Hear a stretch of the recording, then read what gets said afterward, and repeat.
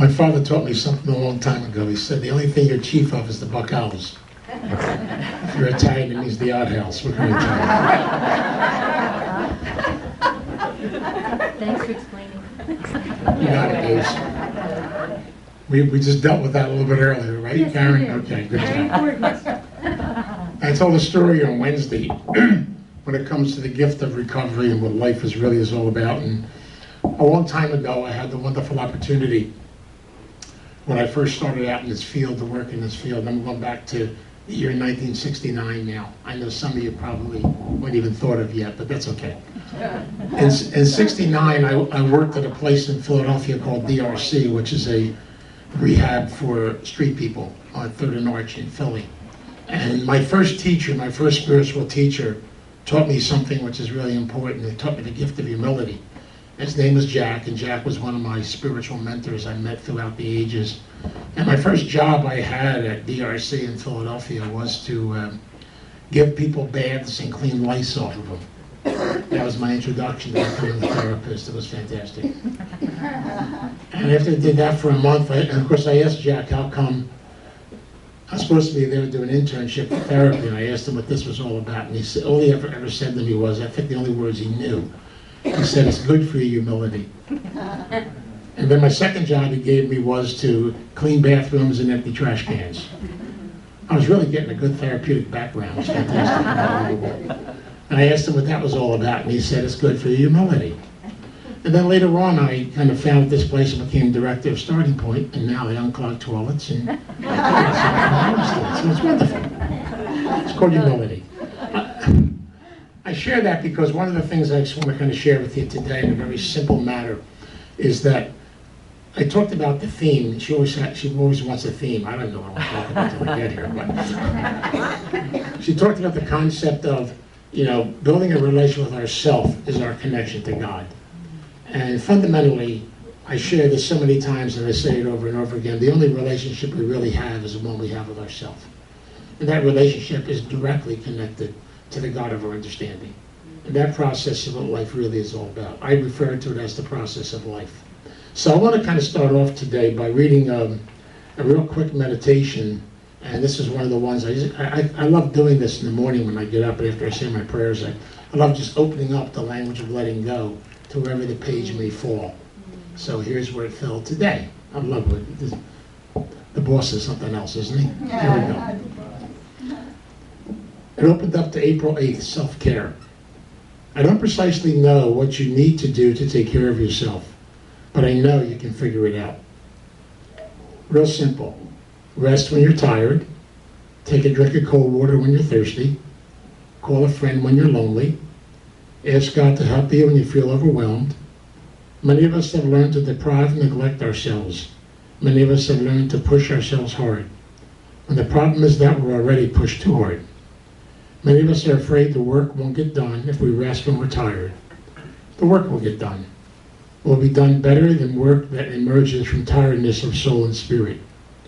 Nurtured, nourished people who love themselves and care for themselves are the delight of the universe. They are well-timed, efficient, and of course, divinely led. Today, I'm going to try the best to practice self-love. I kind of have to get away from the pulpit, and that's your fault. That father thing is scary, isn't it? The only father I'm doing right now is grandfather. That's even better yet.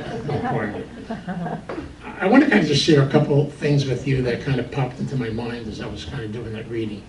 And one of the things I always think about is, I like to kind of think back to right before we were born, when we came into this world. And I always kind of visualize, kind of sitting down with God and having a meeting. And I'm really convinced that our Creator kind of meets with each one of us right before we enter this earth. And he kind of tells us three things. First thing he tells us is he's going to give us a gift. The gift he's going to give us is this very powerful energy inside of us called love. He says, guess what? I'm going to give it to you. It's my gift to you. The second thing he says to us is, I'm also going to give you and tell you that you're going to experience something called fear. And then he says, the only thing you have to do, to keep it real simple, is be able to call on me, and I'll help you. Now, one thing I've learned over the years, he said, I'm also going to give you something else, and maybe it's a mistake I'm doing this, but I'm going to do it anyway. I'm going to give you free will. Okay? And when I get up there, I got to have a long talk with him on that one. But the concept is, I'm going to give you free will to let you make decisions. And then, of course, they're going to be your decisions, and you'll see where it takes you. Then he said, I'm going to send you into a world of dysfunctionality, a world that gets crazy sometimes, and a world where you're going to go to begin to learn lessons. Well, something's going to happen to you. After you are born and enter into the world, you'll still be very close to me. But then as you begin to learn things, you begin to get older, you're going to forget. Even though the stuff is still there, you're going to forget all the gifts I've given you. You're going to forget about a lot of stuff, and you're going to go through a lot of struggle. You're going to go through a lot of pain. And I'm going to give you 2 more gifts then. God's always giving us gifts. It's fantastic. I'm going to give you the gift of powerlessness and the gift of pain. I guess you're supposed to say thank you on that one. And as you experience these 2 gifts will also teach you something called humility. And they become your teachable moments. But know one thing. I'm walking right alongside of you. I'm right there. All you got to do is say, help.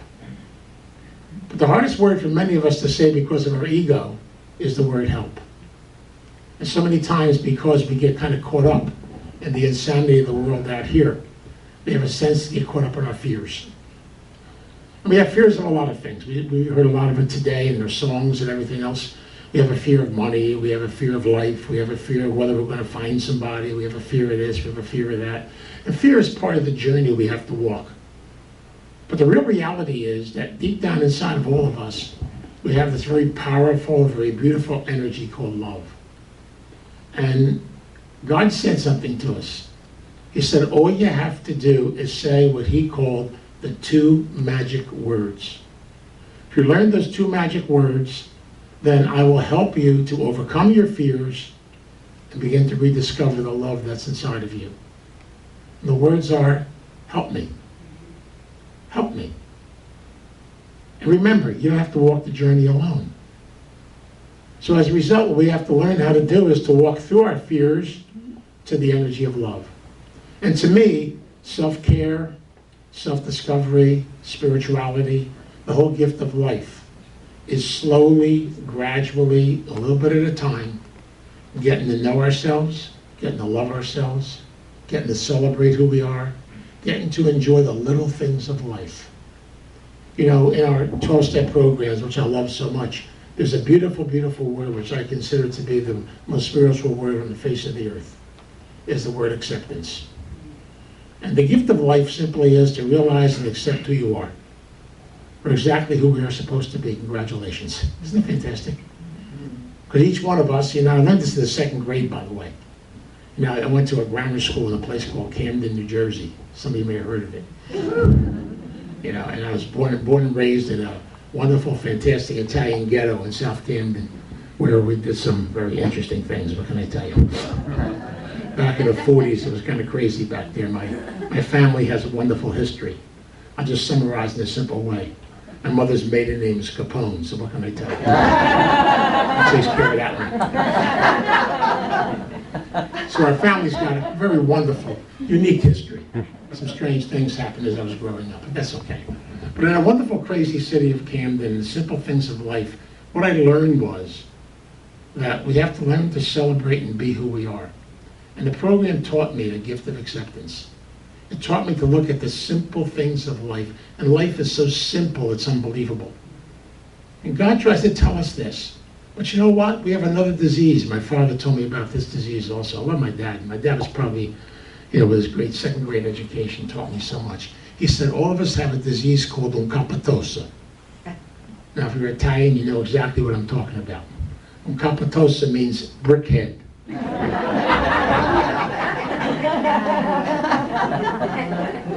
And so the bottom line is very simple. We got to do it our way.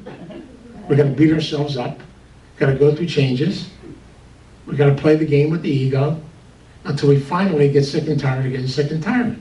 Then when you wear out, what do? You ask for help. When you ask for help, you get help. See how simple it is? And then you start the journey of discovering who you are as a person.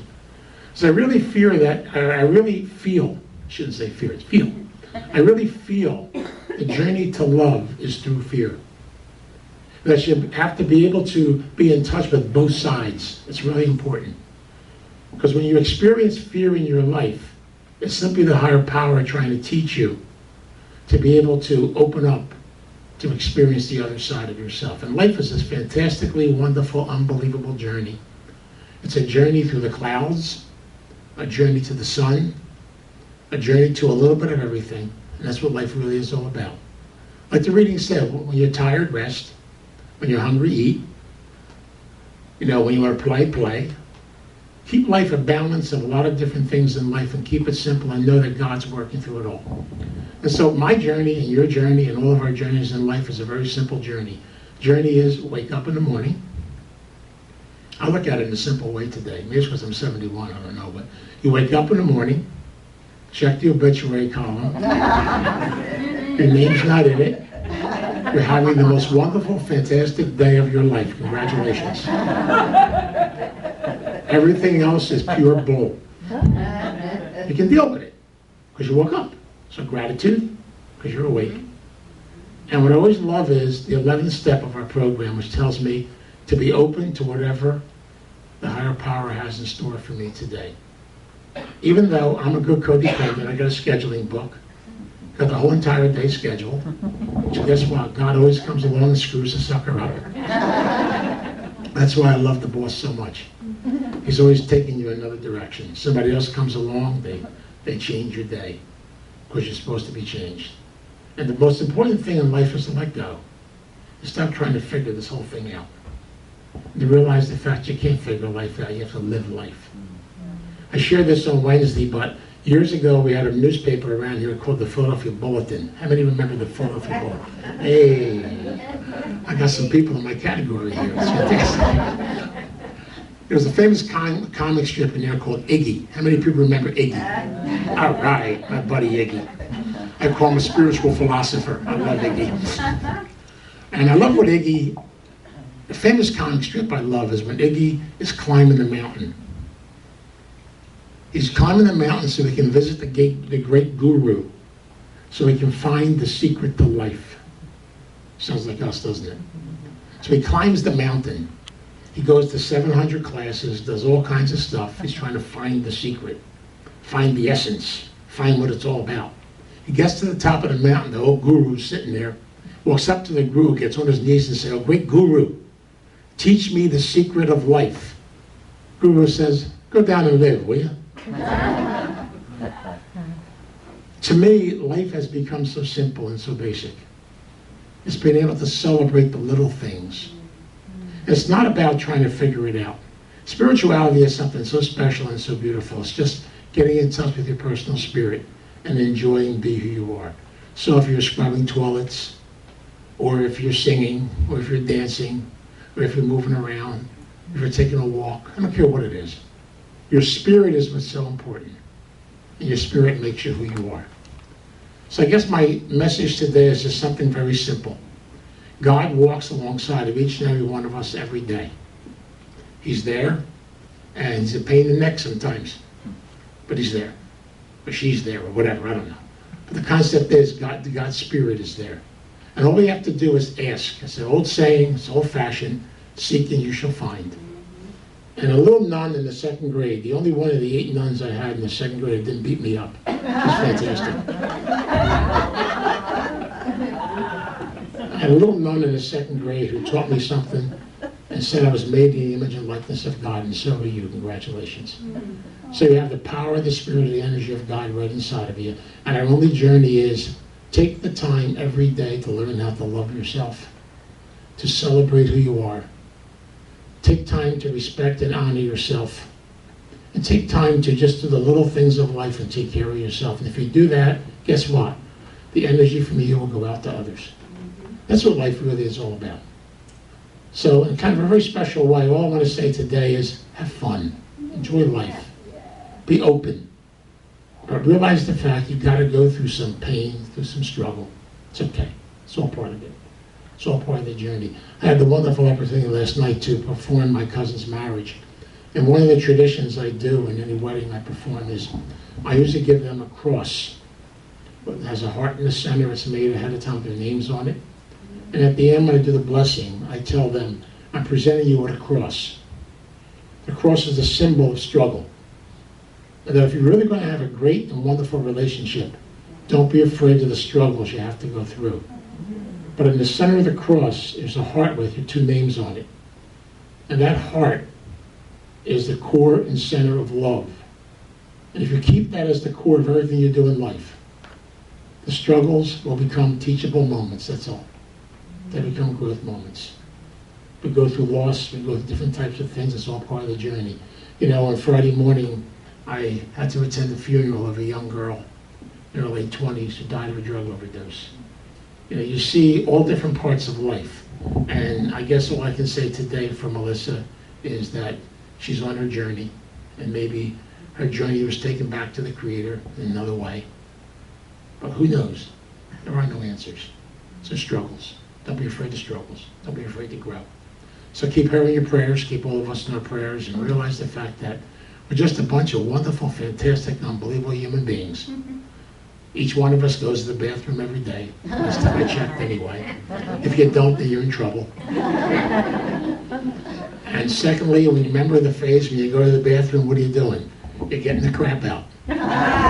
So learn something about life. Life is not just doing it physically, but do it spiritually and emotionally too. Keep cleansing the crap out. It's called the emotional physic, and everything else clears up with it. It's fantastic, isn't it? So keep it simple. Enjoy life, celebrate life, and whatever you do, please don't take yourself too seriously, okay? Make sure you laugh every day. And I'll tell you how to do that, and I'll close with this. Try this. When you get up tomorrow morning, I want you to run into the bathroom. Stare in the mirror. If you don't laugh, you're sick.